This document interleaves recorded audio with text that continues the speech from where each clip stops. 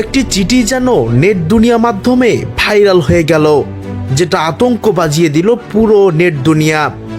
আর সেটা আর কারো নয়, ব্যারিস্টার সুমনের কাশিমপুর থেকে। আসসালামু আলাইকুম প্রিয় বন্ধুরা, দেশ এবং দেশের বাইরে যে যেখান থেকে আমাদের আজকের ভিডিওটি দেখছেন সবাইকে আমাদের আজকের ভিডিওতে স্বাগতম। আজকে আমরা কথা বলবো ব্যারিস্টার সুমনকে নিয়ে। ব্যারিস্টার সুমন রিসেন্টলি তার 3টা চিঠি ভাইরাল হয়েছে। ব্যারিস্টার সুমন জেলখানা থেকে তার চিঠিগুলো পাঠিয়েছেন এবং একটা চিঠির ভিতরে তিনি একদম সরাসরি ভাবে উল্লেখ করেছেন যে খুব দ্রুত দেখা হবে। এর মানে কি ব্যারিস্টার সুমন কি সত্যিই বের হবে কিনা আজকের ভিডিওতে আমরা দেখার চেষ্টা করব। তো চলুন দেখে আসি। দেখুন,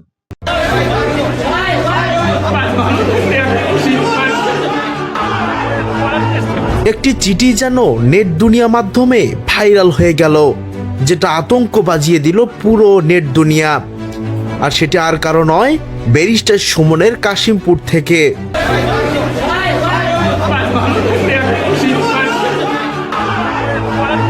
একটি চিঠি যেন নেট দুনিয়া মাধ্যমে ভাইরাল হয়ে গেল, যেটা আতঙ্ক বাজিয়ে দিল পুরো নেট দুনিয়া। আর সেটা আর কারো নয়, ব্যারিস্টার সুমনের কাশিমপুর থেকে। বৈষম্য বিরোধী ছাত্র আন্দোলনের হামলা মামলায় কাশিমপুর কারাগারে থাকা হবিগঞ্জ 4 আসনের সাবেক সংসদ সদস্য ব্যারিস্টার সৈয়দ সাইদুল হক সুমন 2টি চিঠি লিখেছেন। একটি তার মায়ের উদ্দেশ্যে ও অন্যটি ভাই বোন এবং ভগ্নিপতিদের উদ্দেশ্যে। মঙ্গলবার 17 ডিসেম্বর সন্ধ্যার দিকে ব্যারিস্টার সুমনের ইংল্যান্ড প্রবাসী ভাই চিঠি দুটি তার সামাজিক যোগাযোগ মাধ্যমে ফেসবুকে শেয়ার করেন। তিনি লিখেছেন, দোয়া রইল, আমাকে নিয়ে দুশ্চিন্তা করবেন না, আল্লাহ যা করেন ভালোর জন্যই করেন। প্রথমে একটু কষ্ট লাগতো, এখন ঠিক হয়ে গেছি। নিয়মিত নামাজ, কোরআন শরীফ পড়ি। বাংলা তরজমা করা কোরআন পড়তে অনেক ভালো লাগে। আপনি নিজের শরীরের প্রতি খেয়াল রাখবেন। সারা জীবন আপনাকেই বেশি কষ্ট দিচ্ছি। এই 45 বছর এসেও আপনার টাকায় আমার পরিবারের বাসা ভাড়া হয়। এর চেয়ে আর বেশি কি এক মায়ের কাছ থেকে নিতে পারি? আপনার জন্য দোয়া রইল। যে বয়সে আপনাকে আমার সেবা করার কথা, সেই বয়সে এবং আপনারাই আমার পরিবারকে দেখছেন। আল্লাহর কাছে আপনার জন্য সুস্থ ও লম্বা হায়াতের জন্য দোয়া চাই। ভালো থাকবেন। এছাড়াও ভাই বোন ও ভগ্নিপতির উদ্দেশ্যে সৈয়দ সাইদুল হক সুমন লিখেছেন, আমার জন্য কোনো চিন্তা করো না। রাজবন্দী হিসাবে জেলে এসেছি, কোনো চোর বা দুর্নীতির হিসাবে নয়। আমার কারণে তোমাদের কোনো অসম্মান হোক, এটা কখনো চাইনি। আশা করি আল্লাহর রহমতে হবেও না। চিঠিতে তিনি আরও উল্লেখ করেন, অনেকে বলে আপনার কি সম্পদ আছে, দীর্ঘদিন জেলে কিভাবে খরচ চালাবেন?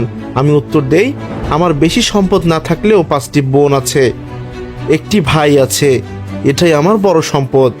শুধু জেলে কেন, আমি পৃথিবীতে না থাকলেও আমার কোনো আফসোস নেই। বোনেরা, আমার পরবর্তী প্রজন্মের জন্য তোমাদের চেয়ে ভালো অভিভাবক আর কেউ হতে পারবে না। তোমাদের জন্য অনেক অনেক দোয়া রইল। ভালো থেকো তোমরা সবাই। আল্লাহ চাইলে দেখা হবে শীঘ্রই। সুমন, কাশিমপুর কারাগার থেকে। ব্যারিস্টার সুমন ইংল্যান্ড প্রবাসী ভাই সোহাগ জানান, তার মা ও বোনের দেশে এবং প্রবাসে আছেন। কারাগার থেকে পাওয়া চিঠি সোশ্যাল মিডিয়া হোয়াটসঅ্যাপের মাধ্যমে সবাই পেয়েছেন। রাকিব আল হাসান, নিউজ এয়ার রাকিব ব্রো। 21-এ গ্রেনেড হামলা হয়। আমি আরেকটা জিনিস আপনাদেরকে বলতে চাই, মাননীয় স্পিকার, আমি আন্তর্জাতিক অপরাধ ট্রাইব্যুনালের সর্বকনিষ্ঠ প্রসিকিউটর হিসাবে আমি আগেই, যখন আমাকে সিট বরাদ্দ দেওয়া হয়, আমি আগেই জিজ্ঞেস করে নিছি যে আমার সিটে কি যাদের বিচারের সাথে আমি ছিলাম, এই যে আন্তর্জাতিক অপরাধ ট্রাইব্যুনালে যাদের বিচারের সাথে ছিলাম, এই সিটগুলা কি তাদের ছিল কিনা। আমি নিশ্চিত হয়েছি যে এই সিটগুলাতে ওনারা ছিলেন না। কারণ আমি বিশ্বাস করি আন্তর্জাতিক অপরাধ ট্রাইব্যুনালের প্রসিকিউটর হিসাবে আমি কোনো যুদ্ধাপরাধীদের সিটে বসতে পারি না মাননীয় স্পিকার। আমারে বলেন যে আমি নাকি দালালি করি, সরকারের দালালি করি, কারণ আমি আওয়ামী লীগের দালালি। দেখবেন যে 71 সালে, আমি জানি না আপনাদের খেয়াল আছে কিনা, 71 সালে যারা বলছেন যে যারা পাকিস্তানের বিরোধিতা করবে তারা আর মুসলমান থাকবে না, এই সব কথা যারা বলছেন, তারা এই সব কথা বলে তো আর পাকিস্তানকে আটকাইতে পারেন নাই, এই দেশে রাখতে পারেন নাই। এই আপামর মুক্তিযোদ্ধারা এই দেশটারে জয় করে নিয়েছিল। আপনি খেয়াল করে দেখবেন, এদের বংশধররাই আজকে বলে যে এইটা মূর্তি, এইটা প্রতিমা, এই সব কথা বলে। এইবারও এই স্বাধীনতার সপক্ষের সরকার এবং সরকারের বিরোধিতা করার জন্যই ইসলাম প্রতিষ্ঠা এদের কোনো উদ্দেশ্য না। এদের উদ্দেশ্য হচ্ছে গিয়ে প্রকৃত অর্থে এই সরকারের একমাত্র বাংলাদেশের জাতির পিতা, যার ভাস্কর্য হওয়ার পর, যেটা আমাদের বাঙালিদের অনুভূতির সাথে সম্পর্কিত। পৃথিবীর কোনো জায়গায় পাবেন না যে অনুভূতিতে আঘাত দেওয়া হয়। আরে আমাদের মহানবী মুহাম্মদ মোহাম্মদ সাল্লাল্লাহু আলাইহি ওয়াসাল্লাম তো কোনোদিন ধর্ম প্রচার করতে গিয়ে কারো অনুভূতিতে আঘাত দেন নাই। আর এরা এখন সামান্য এই 2 দিন আপনারা দেখবেন খেয়াল করে, আমার কাছে মনে হইতেছে, আমি জানি না আপনারা এটা বিশ্বাস করবেন কিনা, আমার মনে হইতেছে যারা মূর্তি এবং ভাস্কর্যের বিতর্ক যারা শুরু করছে এরা হচ্ছে গিয়ে রাজাকার, আল বদর, আল শাম যুদ্ধাপরাধীদের এরা আত্মা ভয় করছে এদের উপরে। আমি নাই রে, দেখবেন সরকার কিন্তু এদের ফান্ড কোন জায়গা থেকে আসতেছে, তারা কোথা থেকে টাকা পাইতেছে, এরা এখন আর ওয়াজ করার দরকার নাই। করোনাকালীন সময়ে দেখবেন এমনিতে তো ওয়াজ হয় না, এরার এই টাকা ফান্ড এরা কোথা থেকে পাইতেছে। আমি সরকারের কাছে দাবি জানাবো, ডক্টর মোহাম্মদ ইউনূস যখন প্রথমে নোবেল পান, প্রথমে আমরা সবাই কিন্তু আনন্দিত হয়েছি, কিন্তু একটা কারণ এখন পর্যন্ত আমি মিলাইতে পারি নাই যে ক্ষুদ্র ঋণ সুদের ব্যবসা করে একটা মানুষ কিভাবে নোবেল পায়। এবং আপনি আরেকটা জিনিস বাংলাদেশের বিবেচনায় আপনাদেরকে বলতে চাই, ক্ষুদ্র ঋণের ব্যবসা করে ব্যবসাতে ঋণ নিয়ে কেউ বৃহৎ হয়েছে আমার জানা নাই, অথচ ডক্টর মোহাম্মদ ইউনূসের মতো লোকরা ক্ষুদ্র ঋণের ব্যবসা করে এত বড় হয়ে গেছেন যে হিলারি ক্লিনটনের মতো লোকের নির্বাচনী প্রচারণায় তারা টাকা পর্যন্ত তারা ব্যয় করতেছেন বাংলাদেশে থেকে। বাংলাদেশের মানুষের টাকা উনি হিলারি ক্লিনটনের এই নির্বাচনী প্রচারণায় দিচ্ছেন এবং এটার ফলও কিন্তু উনি পাচ্ছেন।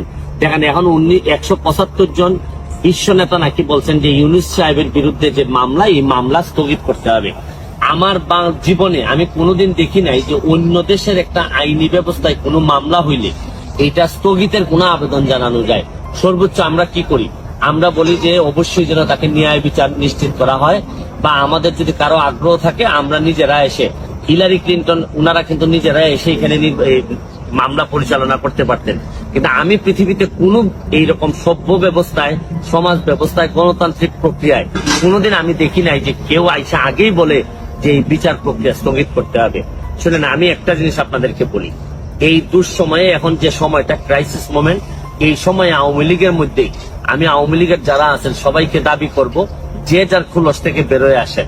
প্রতিবাদ করার সময় আছে, আমাদের যা যা আছে তার বিভিন্ন সময় আমরা বলবো আমাদের দুর্নীতির বিরুদ্ধে যুদ্ধ চলতে থাকবে। দর্শক, ব্যারিস্টার সুমনকে মুক্তি দেওয়া হোক, কিন্তু তাকে তার শাস্তি পাওনা বুঝিয়ে দিয়ে তারপর, কেননা ব্যারিস্টার সুমন যে অন্যায়গুলো করেছেন তারা অন্যায়টাকে অন্যায় কখনো বুঝতেই পারেন না, তারা চিন্তাও করতে পারে না যে এটা আসলে অন্যায়, এটা করা উচিত হয়নি, এটা তাদের মাথায় নেই।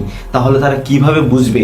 আসলে তারা দলেরকে মানে অর্থাৎ শেখ হাসিনাকে রাজি খুশি করার জন্য, তাকে পূজা দেওয়ার জন্য যতটা করা দরকার, এখানে ইসলাম জাত কোনো কিছু চিন্তা করে নাই, ধর্ম কোনো কিছু কেউই চিন্তা করে নাই, শুধুমাত্র শেখ হাসিনা মনোরঞ্জন করার জন্য। তাদেরকে বোঝানো উচিত যে পৃথিবীতে শুধুমাত্র এই যে ট্রাইব্যুনাল তিনি লড়ছেন, যুদ্ধ অপরাধীদের বিরুদ্ধে যে তিনি লড়ছেন, তার অবস্থা আপনারা চিন্তা করেন। এই ব্যক্তিটা তার বিরুদ্ধে যে লড়ছে। তো প্রিয় বন্ধুরা, আপনারা তো পুরো ভিডিওটি দেখলেন, আপনার কি মনে হয় ব্যারিস্টার সুমন কি সত্যি তাড়াতাড়ি বের হতে পারবে কিনা, বা ব্যারিস্টার সুমন সম্পর্কে আপনার গুরুত্বপূর্ণ মতামত জানান। ব্যারিস্টার সুমনকে সবাই অনেকে পছন্দ করে, অনেকে পছন্দ করে না। তো সেটার বিষয়ে আপনি কি ব্যারিস্টার সুমনকে পছন্দ করেন কিনা, বা আপনিও চান কিনা যে তার শাস্তি হোক, সে বিষয়ে আপনার গুরুত্বপূর্ণ মতামত আমাদেরকে কমেন্ট বক্সে জানাতে পারেন। আর খুব দ্রুত দেখা হবে নতুন কোনো ভিডিওতে। ততক্ষণে ভালো থাকবেন, সুস্থ থাকবেন। আল্লাহ হাফেজ।